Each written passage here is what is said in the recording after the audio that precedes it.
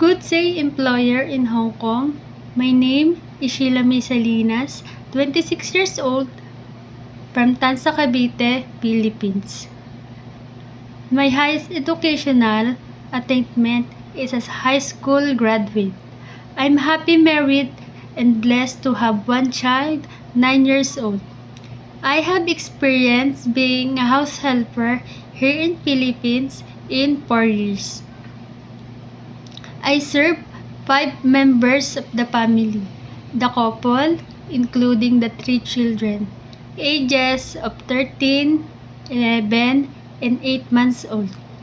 My duties are taking care of the kids, preparing and cooking their foods, house cleaning, washing dishes, and do laundry, groceries, and many more. And also, I have a lot of experience to take care of newborn baby, toddler, and children.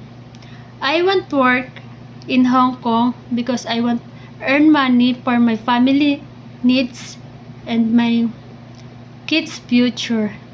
To my future employer, please hire me because I'm loyal, trustworthy, and a hardworking woman.